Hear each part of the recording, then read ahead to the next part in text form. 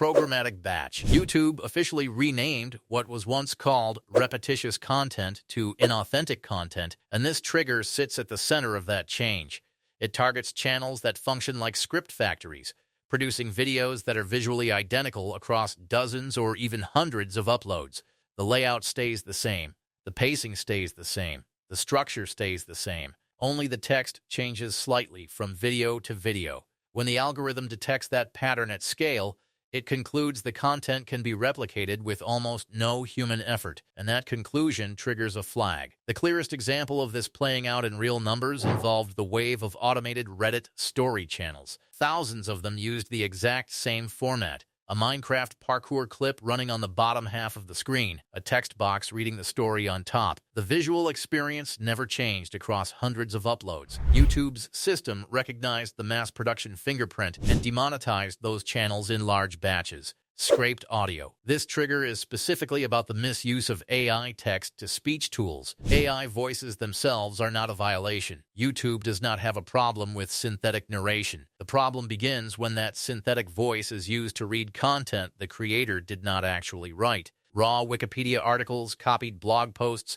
news articles pulled word for word from other sources. When an AI voice is simply reading someone else's work without any original thought added, YouTube classifies it as low-effort automation. A clear pattern emerged in crypto and finance content. Channels were taking daily articles directly from Yahoo Finance, feeding them into 11 Labs, and uploading the result as their own content. Those channels lost monetization quickly. Meanwhile, other creators using the exact same AI voices to narrate original market analysis they had actually written and researched kept their monetization without issue. The voice was never the problem. The absence of original thought was. Empty visuals. YouTube's guidelines require that content meaningfully enrich the viewer's experience, and this trigger is what happens when visuals are used as a substitute for that enrichment rather than a tool to deliver it. Creators rendering high-quality 3D animations or AI-generated video sometimes assume that the effort and visual complexity alone justify monetization. They do not. A 60-second short featuring detailed animated characters moving through an environment, accompanied by music but carrying no storyline, no voiceover, no lesson, and no clear purpose, gives the viewer nothing to take away. The algorithm identifies it as an empty watch time trap regardless of how much technical effort went into the render. The Craft 3D channel illustrated this directly. Their animations were genuinely complex and original, but the shorts had no narrative and no voice. YouTube demonetized them. Branch Education, by contrast, uses equally detailed 3D animation to show viewers exactly how a graphics card or smartphone works from the inside.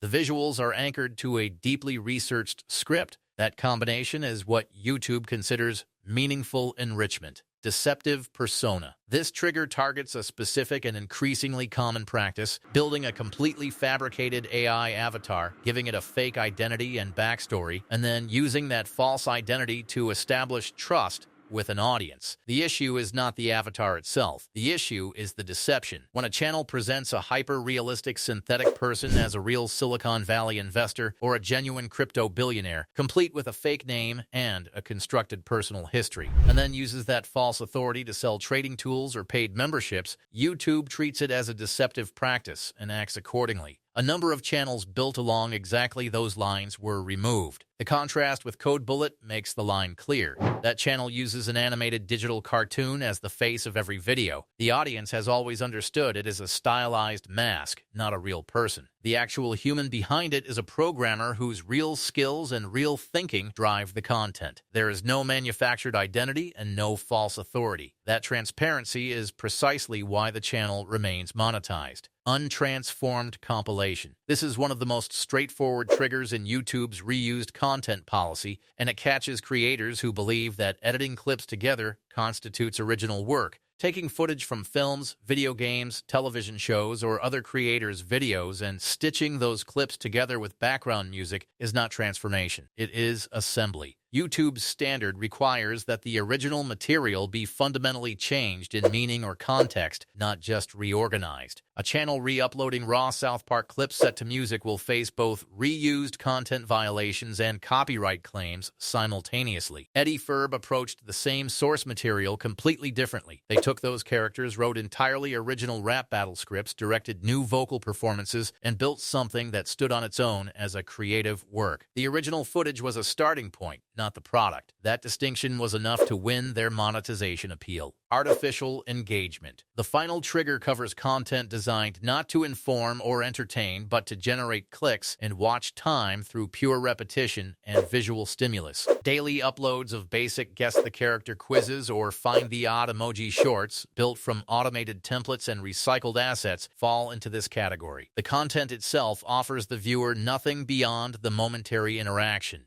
There is no trivia, no context, no skill being built. Advertisers are aware of what this kind of environment looks like, and they actively exclude it from their placements. YouTube's system flags it as artificial engagement bait because the engagement it generates is reflexive rather than genuine. Hundreds of channels built around guess the logo in 3 seconds formats discovered this when their monetization was removed. The logos were taken from corporate branding without permission, the layout was entirely templated, and nothing of value was ever delivered to the person watching. The volume of uploads made the automation obvious, and the algorithm treated it accordingly.